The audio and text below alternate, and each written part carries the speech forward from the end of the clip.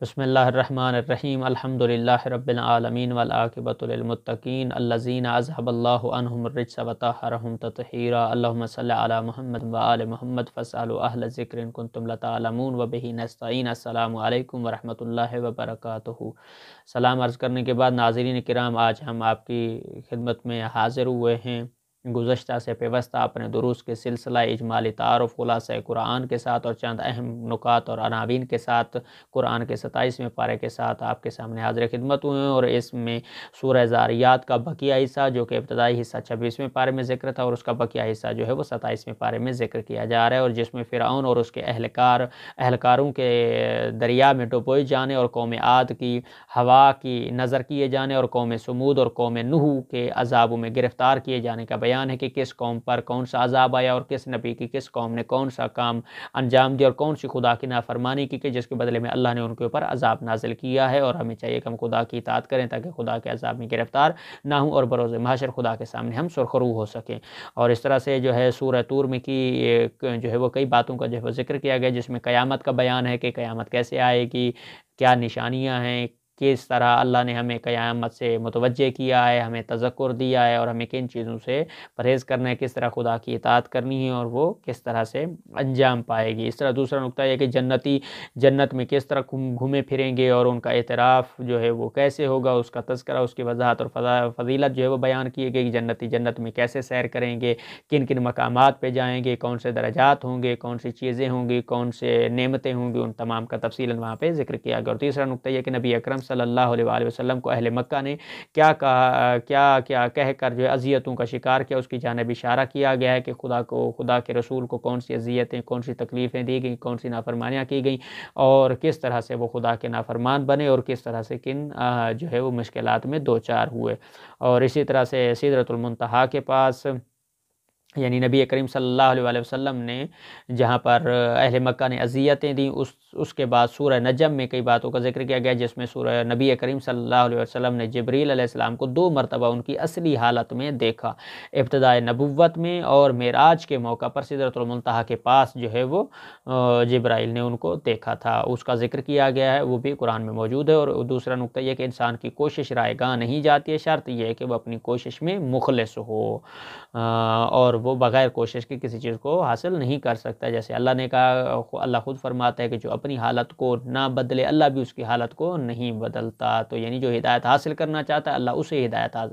عطا کرتا ہے، جو ہدایت حاصل ہی نہیں کرنا چاہتا اس کو اللہ ہدایت عطا نہیں کرتا ہے۔ اسی طرح ہمیں ہر کام کے لیے اور ہر چیز کے لیے ہمیں کوشش ضرور کرنی چاہیے۔ اور سورہ قمر میں جو ہے وہ کئی باتوں کا ذکر ہے کہ چاند کے 2 ٹکڑے ہونے کا کہ جو کہ آپ صلی اللہ علیہ وآلہ وسلم کی نبوت کی نشانی اور کھلا معجزہ تھا۔ اور اس کے بعد دوسرا نقطہ یہ کہ پورا قرآن مجید انسانوں کے لیے نصیحت ہے، اس لیے اسے بہت آسان بنا دیا گیا تاکہ ہر شخص سمجھ کر اپنی زندگی میں اسے نافذ کر سکے کہ قرآن میں اللہ نے ہمارے لیے کیا حکم جو وضع کیا اور کیا ہمارے لیے فرمایا ہے۔ اور تیسرا نقطہ یہ کہ مختلف قوموں کے دنیا میں عذاب میں مبتلا ہونے اور آخرت کے دن پریشانی میں گھرے ہونے کا بیان ہے کہ وہ کن پریشانی میں گھرے ہوں گے، کون سے عذاب سے وہ دوچار ہوں گے، کون سی مشکلات ان کے اوپر، کون سی آفات آئیں گی، اور خدا کی نافرمانی کرنے کا نتیجہ اور اس کی سزا جو ہے وہ کیسے بھگتیں گے۔ اور سورہ رحمان میں کئی باتوں کا جو ہے وہ ذکر کیا گیا، اس میں پہلی یہ کہ قیامت کے دن حساب و کتاب کے لیے ترازو قائم کیا جائے گا۔ دوسرے نمبر پر اللہ نے انسانوں کو دنیا میں بے شمار نعمتیں دی ہیں، جیسے وہاں پر ذکر بھی ہے سورہ رحمان میں کہ جو ہے وہ اللہ کہتا ہے کہ تم میری کس کس نعمت کو جو ہے وہ جھٹلاؤ گے، فَبِأَيِّ آلَاءِ رَبِّكُمَا تُكَذِّبَانِ۔ اور اچھے لوگوں کو جو ہے وہ آخرت میں مختلف نعمتوں سے نوازے گا، اور ان کا تذکرہ کر کے بار بار یہ سوال کیا ہے کہ اے انس و جن تم سب رب کی کن کن نعمتوں کا انکار کرو گے۔ اور سورہ واقعہ میں جو ہے وہ بعض باتیں جو ذکر کی گئی ہیں وہ یہ ہیں، چند اہم نکات کہ قیامت کس طرح واقع ہوگی، اس کی ہلکی سی جھلک جو ہے وہ اللہ نے بتائی ہے، کیا جو ہے مورد ہیں، کیا وقوعات ہیں، کیا موقع محال ہے، اور کیا جو ہے وقت ہے، اور کون سا جو ہے نقطہ وہاں پر ذکر کیا، وہاں پر تفصیلاً وہاں پہ بیان کی کہ یہاں ہم نقطہ ذکر کر رہے ہیں۔ اس کے بعد قیامت کے روز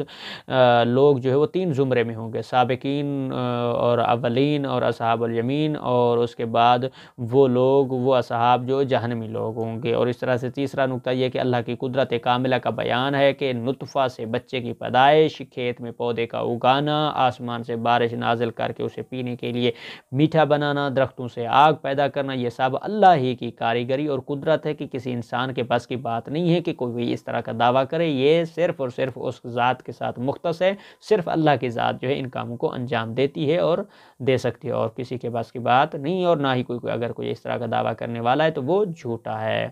اور اس کے بعد سورہ حدید کی جو بعض باتیں ہیں اس میں پہلا نقطہ یہ کہ اللہ کی وحدانیت کا ذکر کیا گیا ہے، اس کی توحید، اس کی جو ہے یکتانیت کو، اور اس کے جو ہے واحد اور احد ہونے کو ذکر کیا گیا۔ اس کے بعد دوسرا نقطہ یہ کہ فتح مکہ سے پہلے خرچ کرنے والوں اور اللہ کے راستے میں جہاد کرنے والوں کی فضیلت کا بیان کیا گیا، ان کے مقامات کے مالک تھے، ان کا مقام، ان کی فضیلت اور ان کا مرتبہ جو ہے وہ کیا ہے۔ اور تیسرا نقطہ یہ کہ قیامت کے دن مومنوں کو ایک نور دیا جائے گا جس کی روشنی میں وہ چل رہے ہوں گے، اور منافقین اس نور سے جو ہے وہ محروم رہیں گے۔ اور چوتھا لوہے کے فوائد کا بیان کیا گیا کہ اس سے ہتھیار بناتے اور دوسرے منافع حاصل کرتے ہو، جیسے جو ہے وہ گھر بنانا، پل وغیرہ اور دوسری چیزیں جس میں ہم استعمال کرتے، وہاں پر اللہ نے ہمیں بتایا کہ یہ جو ہم نے آپ کو نعمت کے طور پہ عطا کیا، اس سے کون کون سی چیزیں کس طرح جو ہے وہ استفادہ کرتے ہیں، اس کا ذکر کیا گیا ہے۔ تو ناظرین کرام، آج کے ہم اس 27ویں پارے کے اجمالی تعارف اور چند اہم نکات اور اجمالی تعارف اور خلاصے کے ساتھ انشاءاللہ آپ لوگوں سے اجازت چاہتے ہیں۔ کل انشاءاللہ نئے درس کے ساتھ اور اگلے 28ویں پارے کے اجمالی تعارف اور چند اہم نکات کے ساتھ آپ کے سامنے حاضر خدمت ہوں گے۔ فی الوقت آپ لوگوں سے اجازت چاہتے ہیں، التماس دعا، اللہ حافظ۔